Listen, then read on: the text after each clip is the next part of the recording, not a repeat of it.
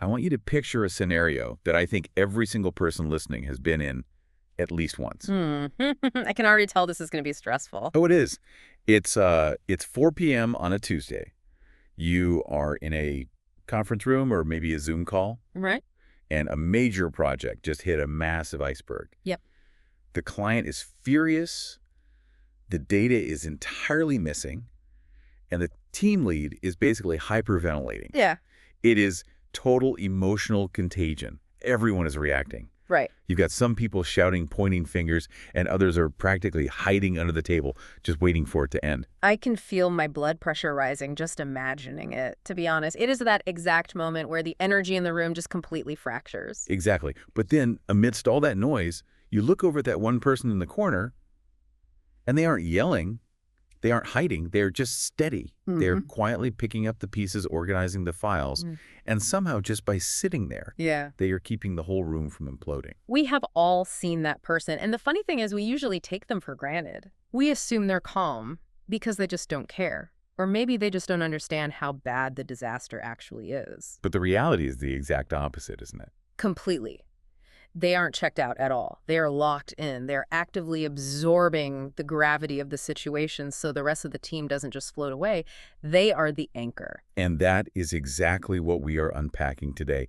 We're doing a deep dive into the Max Energy ME80 personality system. We've got a stack of source material here focusing on one specific personality code, which is the FSWN. Right. Or as the documentation calls them, the silent stabilizer. It's such a fascinating archetype. And look, if you're listening to this and you suspect you might be an FSWN, or maybe you are married to one or manage one, this discussion is going to act like a mirror. Yeah. We are going to look at the engine room of this personality, the energy matrix that powers them, the hidden costs of always being the strong one, and why they are arguably the most essential asset you can have in a crisis. But before we get into the heavy mechanics of the FSWN, let's orient you a bit. We cover a lot of frameworks on this show, but what exactly is the Max Energy ME80 system? I mean, is this just another generic test where you find out you're a blue golden retriever or whatever? Not exactly, no. Think of the ME80 system less like a label maker and more like an operating system manual for a human being. Okay. Most personality tests tell you what you do right. Like you're extroverted, you're highly organized, things like that. The ME80 system maps the energy mechanics of why you do it. Got it. It looks at the internal circuitry,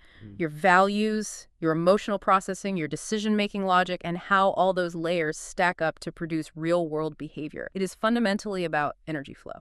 Okay, so we are looking at the schematic today, and specifically the schematic for the FSWN.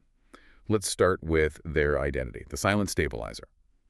There is a line in the hero section of the report that really struck me. Which one? It says, holds himself steady in storms, quietly keeping relationships and situations from falling apart.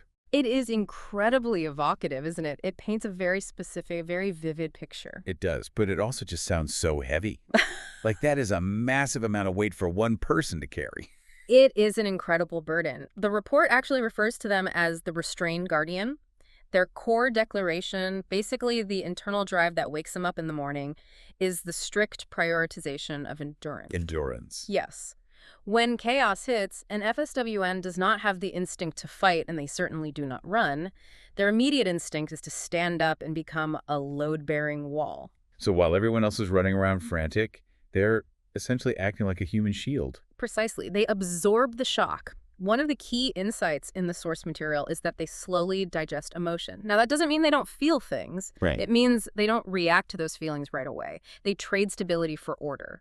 Their fundamental goal is to ensure the situation, whether that's a marriage, a business deal, or that chaotic Tuesday meeting, doesn't lose control.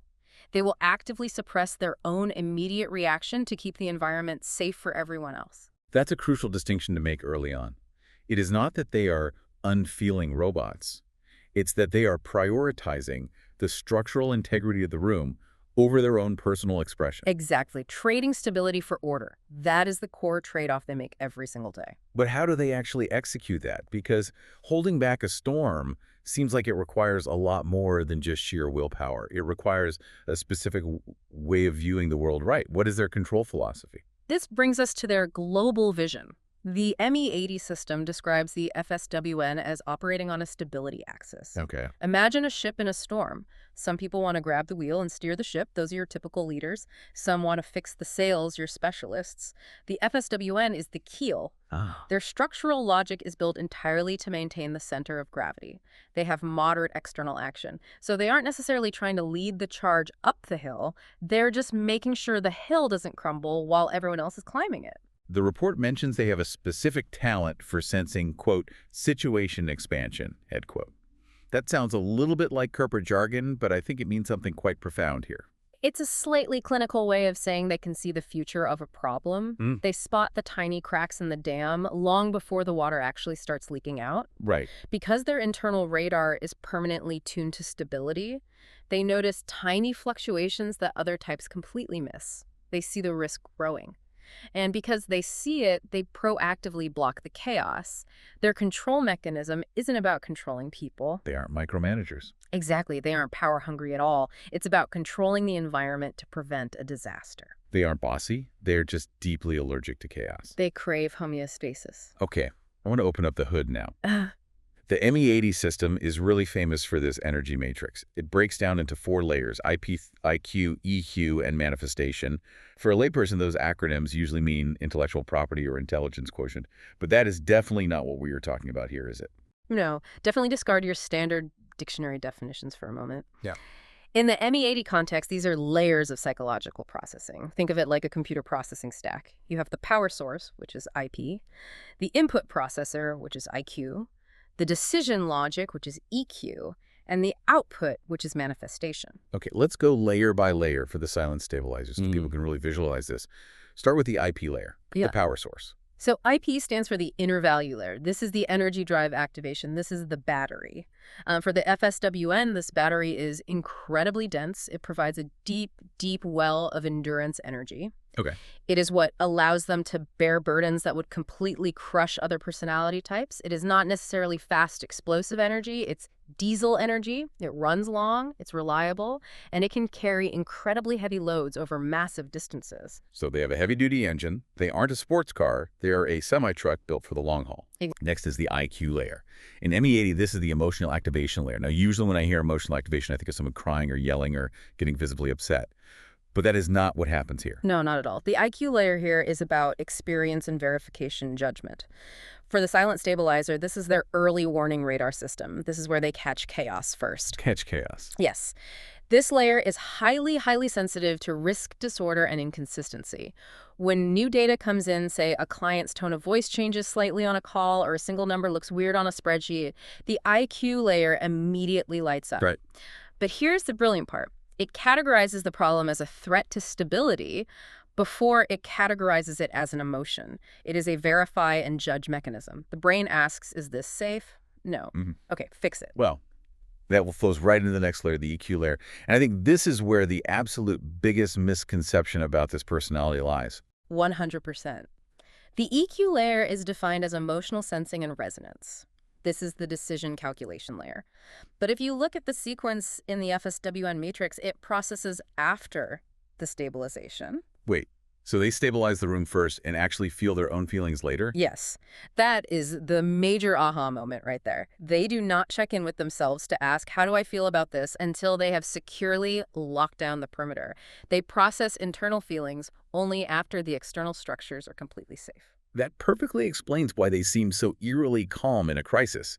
It's not that they are naturally stoic, it's literally a delay tactic. It is a deferred processing loop. Think about a car accident, right? An FSWN is the person who gets out checks if everyone is okay, calls the paramedics, carefully exchanges insurance info, gets the car towed, and drives everyone home. They are perfectly composed the entire time. Yeah. But 3 hours later, when they are finally sitting alone on their couch, that is when the shakes start. That is when the EQ layer finally kicks in and says, okay, we are safe now. You can process the terror. They put the fire out first, and then they cry about the burned drapes. Precisely. And finally, that brings us to the manifestation layer. Right. This is the energy released outward. For them, this manifests as building buffers. They build walls, they smooth over conflicts, they create order out of thin air. They are the ones putting the physical or organizational systems in place to make sure that fire never happens again. They take that dense internal stability and turn it into tangible external structure. So if we look at that whole stack, the sequence really is their defining trait. External structure, first, personal emotion second. I really cannot stress this enough.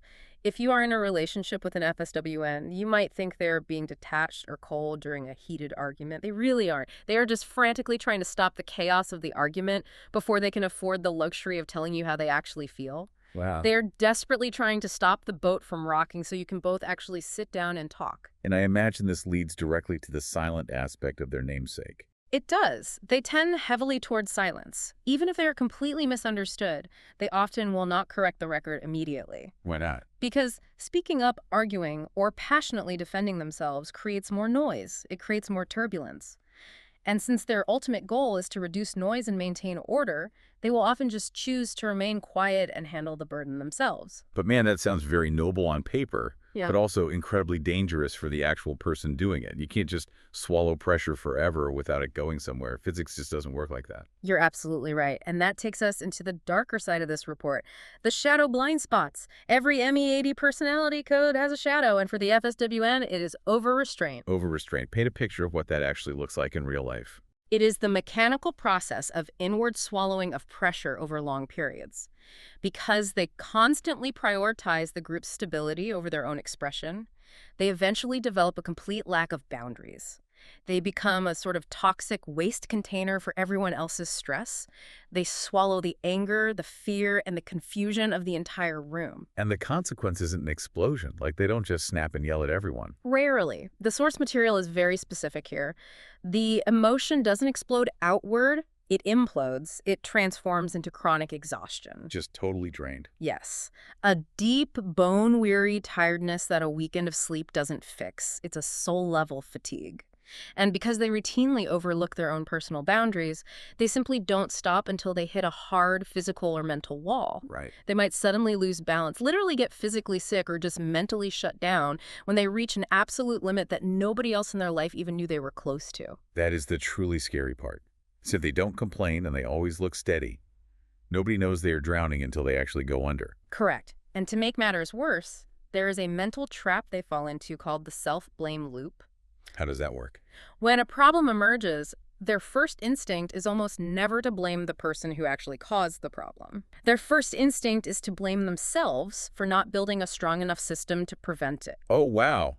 Like, I should have seen that coming. I should have built a better buffer. Exactly. They review the situation repeatedly in their heads. What did I miss? Where did I fail to hold the line? They find it incredibly difficult to refuse requests clearly because saying no might cause a conflict, and as we know, conflict is instability. So they just say yes. They say yes, they take on more weight, they get more exhausted, they blame themselves for being tired, and the cycle just continues downward. It's a totally vicious cycle. Let's shift gears a bit, though. We have talked a lot about the internal mechanics. How does this play out socially? The report calls them the reliable buffer in relationships. Yes. In social relations, they naturally adopt what the report calls wrap-up roles. Think about a big family dinner party. The FSWN isn't necessarily the one telling the loud, hilarious jokes at the center of the table. They're the one who quietly notices your water glass is empty and fills it. They're the ones who voluntarily stay an hour late to help wash the dishes. They are deeply accommodating, and they listen significantly more than they speak. Which honestly sounds like the absolute perfect friend to have. They are amazing friends, truly. But the danger here is that their real core needs hide right behind their thoughtfulness. Right. Because they project such stability, the people around them, partners, friends, family, very easily fall into the habit of relying on them too much. We dump our daily problems on them because they seem more than strong enough to take it. We assume the bridge is indestructible, so we just keep driving heavier and heavier trucks over it. And we completely forget to ask, hey, bridge, how are you holding up today? Exactly. And the bridge won't tell you it's cracking until it falls. Man, that makes me want to pause this right now and go text a few people in my life just to check in. You definitely should. But let's look at the professional side, too, because I imagine this personality type is absolute gold in a business setting. Oh, they are the silent spine of the office. Their professional asset value is officially defined as situation stabilization and risk mitigation. Every single startup, every high-stakes project desperately needs an FSWN.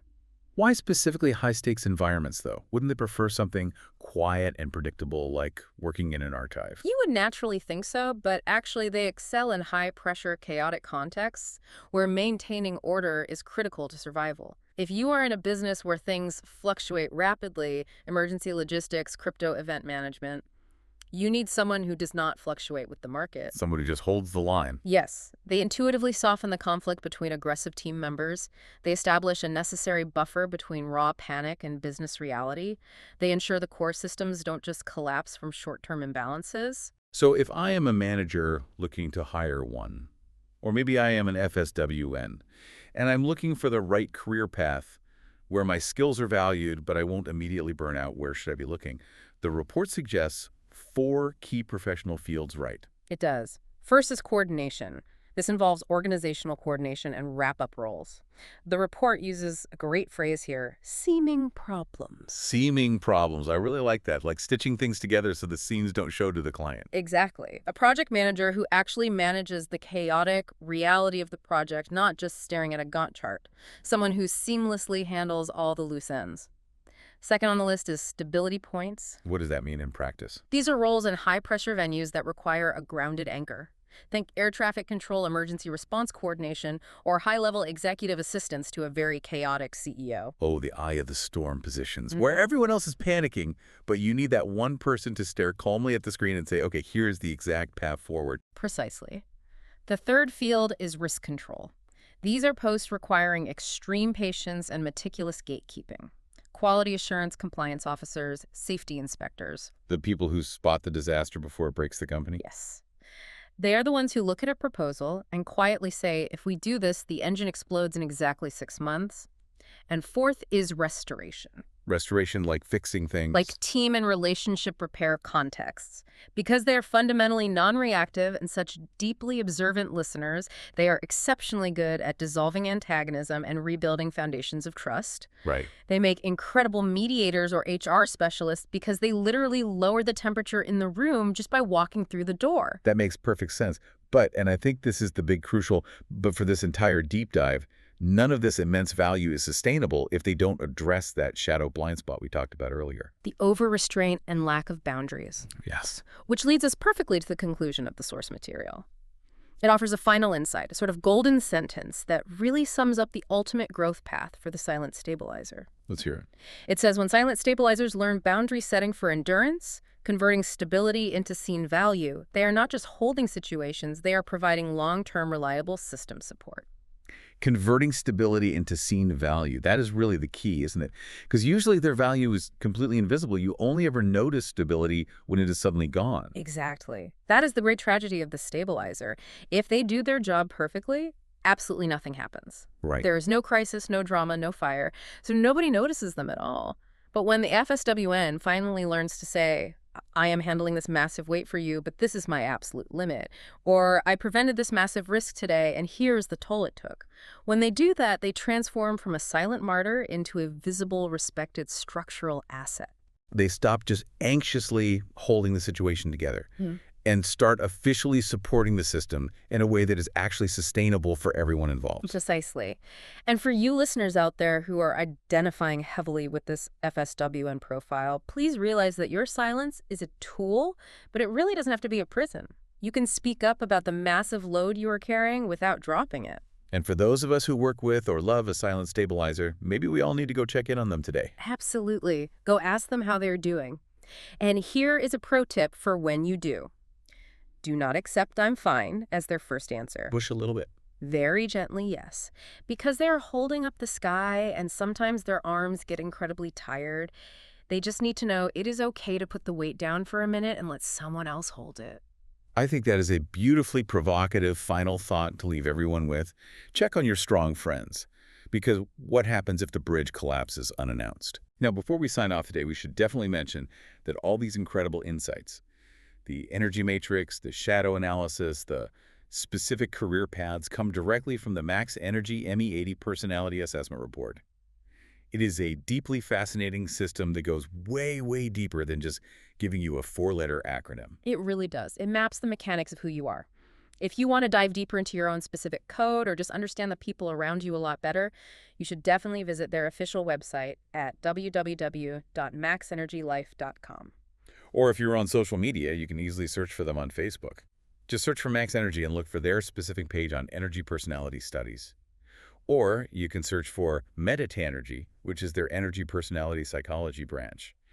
There is just an absolute wealth of information there about how these deep energy dynamics play out in real life. It is definitely worth a deep dive of your own. Understanding the actual internal mechanics of your personality is always the very first step to truly mastering it. Well said. That is it for our deep dive into the silent stabilizer today. Thank you so much for listening, and until next time, keep stabilizing. But please, set those boundaries. Take care, everyone.